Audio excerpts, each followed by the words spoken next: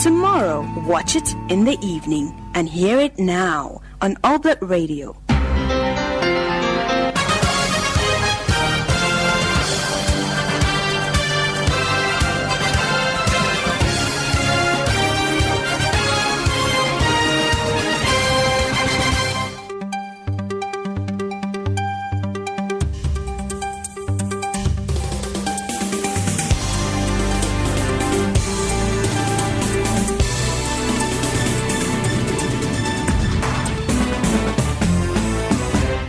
Good afternoon and welcome to you who are listening to Oblate Radio Liseli and those watching us on our Facebook page and the YouTube channel. With the main news, I am Pamela Nakazwe. Coming up in the news.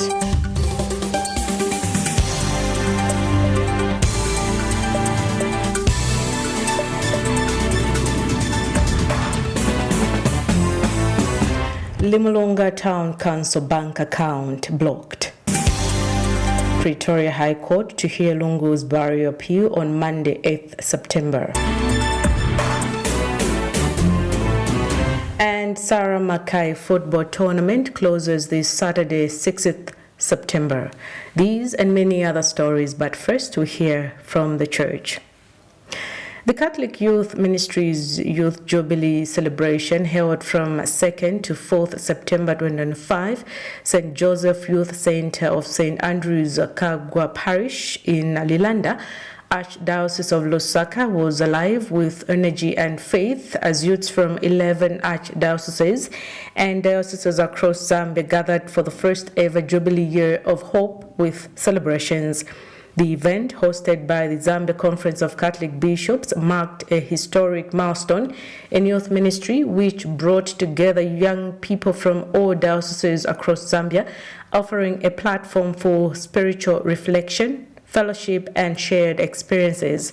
The gathering concluded on Thursday evening, closed with the presentation of certificates by Father Christopher Kunda, National Youth Coordinator, alongside National Youth Executive, honoring the commitment and participation of the youth in the transformative gathering. And participants expressed their appreciation for the opportunity to connect with peers from diverse backgrounds, describing the event as a powerful moment of unity and inspiration. Happy. I don't know how I can explain this.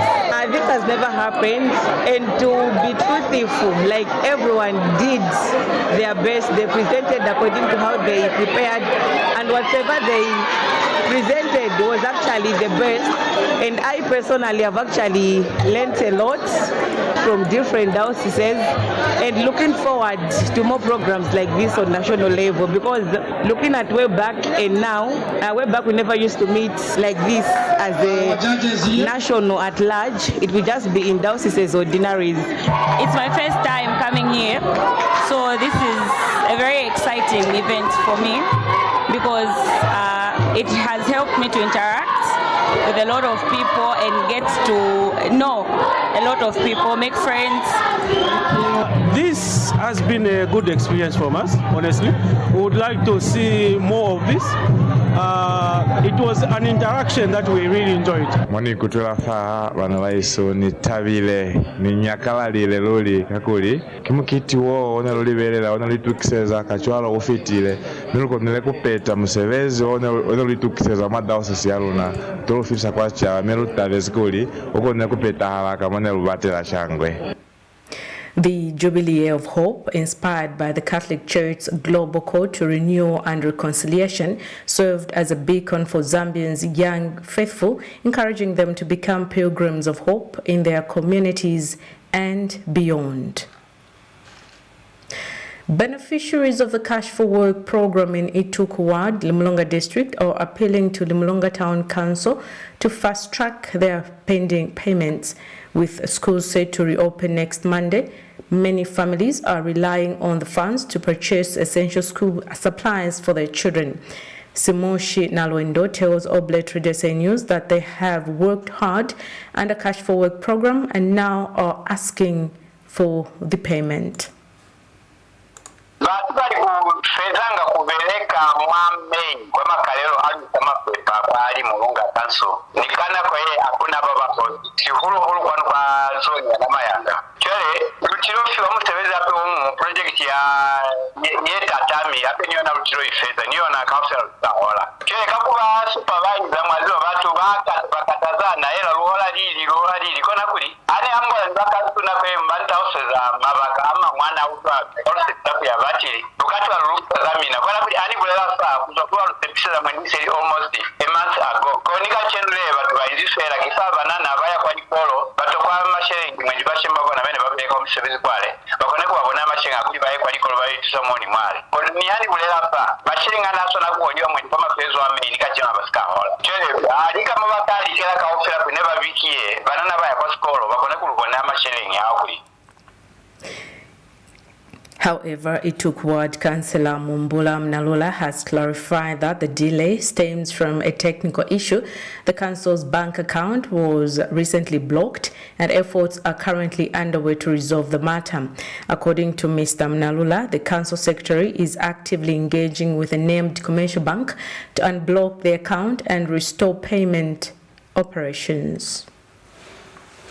Utata vile ni wana kwa kanso yarona nerubia wakuli county kona evile blocked kuzwa forma blockezi wosiesi ne basori kumata mane batamye msipiro wakuya kwa lusaka kwa lukusalita bazeo wakutile fa malobanyana libabuze taba eswana ne bali kulela kuli balumile ma officers babona kwaza nako kuli baizeri activate account ya kanso yene vile blocked kona kuli kiralo kianiti batukuza fase babelekezi sekungire na kwetelele kona kuli yaba bilaeza mikiswanyo yabona kuli babilaele mutatafala bobulikeni kibono nabo wakuli account kona kuba tasebeleza kuli kone kubeleka hande kakuli batu uli te babilaela mane sebaserelwa ni sepo yakuli mwendi basebelize fela mahala akitaba yakashowe kifela atakubya kuli na ikima grant uzwa foba vezi oriented ma beneficiaries za 2025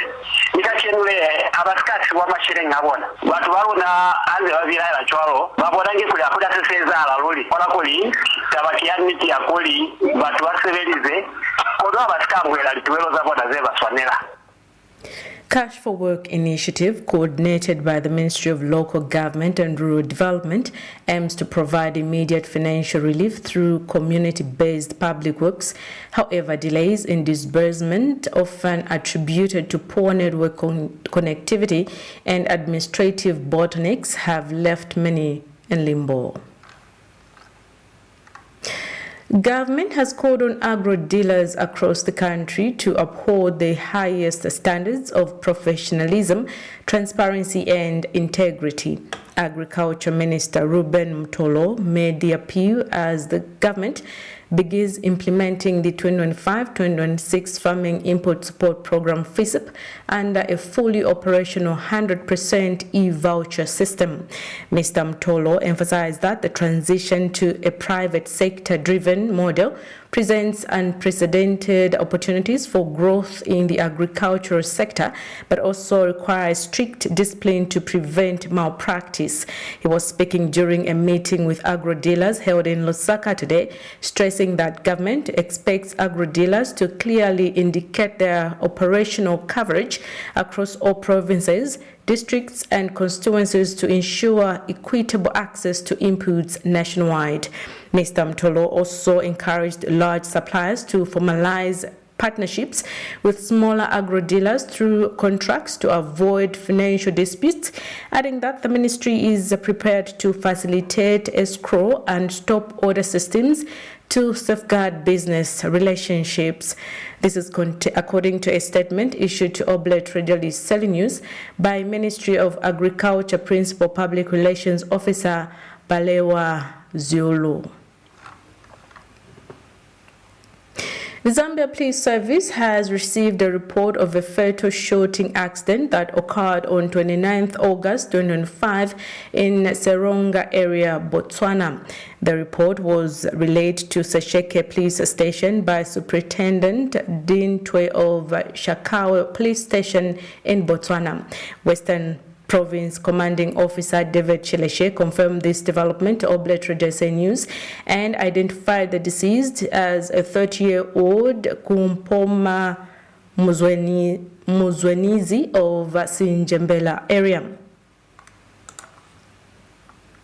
The brief facts of the matter were that on 29th August 2025, at unknown time, the now deceased person, in the company of other unknown persons suspected to be Zambians, went to a place called Gunatosonga Farm in Seronga district, where they went to steal some cattle. Upon stealing, the deceased and his friends started tracking the stolen animals from Gunatosonga Farm to the borderline with Namibia with a view to bring them into Zambia. The owner of the stolen cattle reported the issue to Shakawe police station, who later made a follow-up by tracking the footprints of the suspects as well as the cattle. When they caught up with them, the suspects realized that they were being tracked by police, scampered in different directions, leaving the cattle unattended. At the same time, police officers fired warning shots, but the suspects failed to comply. Hence, the now deceased was shot and he died on the spot. Upon searching him, he was found with a national registration card, which is a Zambian,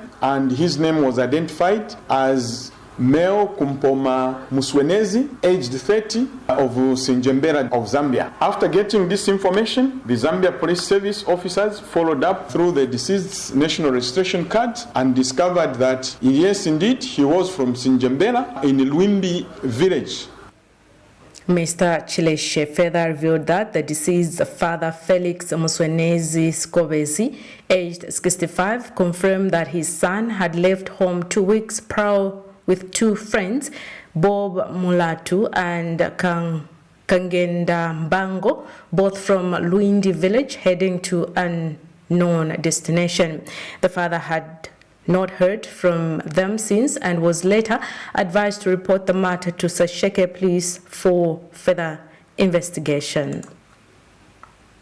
We would like to sternly warn all Zambians that are fond of crossing into neighboring countries without proper documentation to go and commit crime that they will not be protected. Cattle rustling on the border between Zambia, Botswana and Angola is very, very rife. This has led to the unfortunate death of this life. But imagine a person leaving Zambia, crossing into Namibia, getting into Botswana to commit a crime, such a heinous crime. We are warning all those that are in fond of conducting this illegal trade that their days are numbered, because government using the Kaza Institute have come together to put up collective efforts to fight transnational crimes in our jurisdiction. So they will not have it easy. They must find things to do other than crossing borders to go and commit crimes.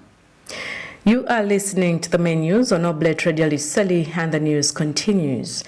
The Pretoria High Court is set to hear an appeal on Monday, 8th September 2025, concerning the burial arrangements of former President Edgar Chagwa Lungu. The application, brought by his widow Esther Lungu and 7 others, seeks permission to challenge a previous ruling that ordered Mr. Lungu's body be repatriated to Zambia for a state funeral. The hearing will take place in open court at 09:30 hours before Deputy Judge President Aubrey Lediaba and 2 other judges. The case follows an earlier adjournment on 18th August granted after a joint request from the legal representatives of both the Lungu family and the Zambian government, which intends to accord Mr. Lungu full state funeral honors. Meanwhile, today marks 3 months since the passing of the former President Edgar Chagwa Lungu, who died on 5th June 2005 in South Africa, where he went to seek medical treatment. In a major political shift in Nalolo constituency, over 300 members from opposition parties have defected to the ruling United Party for National Development, UPND. The move was led by Kumoyo Sishekanu, the former Patriotic Front, PF Nalolo District Youth Chairman, during a lively gathering held Thursday in Kambai Ward. Among the 309 defectors were key figures from the PF, Socialist Party SP and Democratic Party DP, including former Ukolo Ward Councillor Muimui Lubinda, Chair Lady Miriam Poloto and Makoka Ward Chairman Chinyama Kalimbwe. The group was officially welcomed by Western Province Minister and UPND Provincial Chairman Kapelwa Mbangweta, who received a warm reception from hundreds of residents. And addressing the crowd, Mr. Mbangweta encouraged unity within the party and urged the new members to reach out to others still in opposition ranks. He emphasized that electoral success depends on numbers and inclusivity. And speaking on behalf of the defectors, Kumoyo Sishekanu cited the president's poverty reduction efforts, particularly free education, as the driving force behind their decision to join the UPND. The event also saw the presence of senior party officials, including Western Province Presidential Committee Coordinator Max Kasabi. U.S. President Donald Trump will sign an executive order on Friday that directs the Department of Defense to be known as the Department of War. According to BBC, the move would restore a name of the agency last held in the 1940s, and according to the text of the order sent by the BBC, the aim is to project strength and resolve. The department will initially use the new name as a secondary title, while the administration seeks congressional approval to make the change permanent. The White House is yet to say how much a rebrand would cost, but U.S. media expect a billionaire dollar price tag for the overhaul of hundreds of agencies, emblems, email addresses, and uniforms. The Department of War was established by George Washington but was rebranded following World War II. And Trump has repeatedly floated the idea of the name change, arguing the U.S. has an unbelievable history of victory in both world wars under the previous name. And lastly, in sport, the final match of the Sarah Mackay Memorial Tournament, which kicked off this Monday, comes to a final stage tomorrow, 6th September 2025, at Mongo Sports Stadium. Speaking at the press briefing in Mongo today, Mackay, the sponsor of the tournament, disclosed that the tournament has been done in loving memory of his late mother, Sarah Mackay. Mr. Mackay cited his late mother's unwavering support and dedication to his education as his motivation for sponsoring the tournament, affirming that the tournament aims to promote sports development in the region and provide a platform for young talent to shine.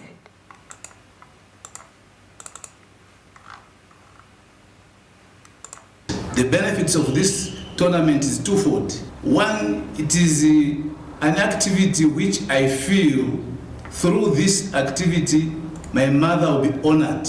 Even if she has died, but her memories are still fresh. Even if she has died, she's just out of our sight but not out of our minds. We still think about her and we still appreciate the contributions she made to our lives. That's why we are doing this memorial tournament. It is a tournament with an intention of encouraging single mothers. Many times we see a situation where, as a family, when the father or the husband is lost, it's like the world has come to an end.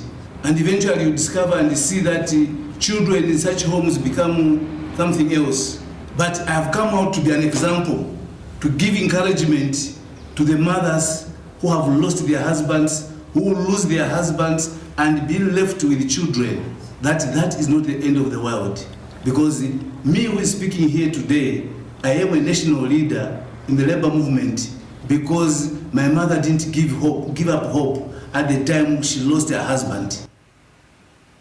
And speaking at the same event, regional sports commentator Victor Mwekisa stated that the tournament comprised of 16 teams that took part in the tournament, and the final match takes place on 6th September 2025 at Mongo Sports Stadium. And also thank you very much to our tournament sponsor there, Womchompe Makai, for putting this Sarah Makai Memorial Tournament, the inaugural one, in honor of his late mother who fought so hard for him, and the big encouragement given to single mothers. So we look forward to the actual tournament, for which I give you a brief background, that it is a tournament that included 16 teams altogether that took part, and currently we are into the finals that we are having tomorrow at Mongo Stadium between the football giants of Kaplanga, Young Chelsea, and of course Mandanga United. As we end the menus, a recap of the headlines.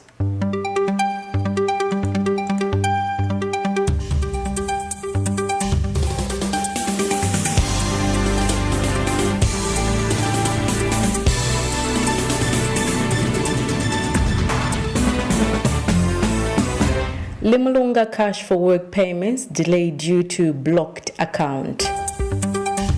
Pretoria High Court to hear Lungu's barrier appeal on Monday, 8th September.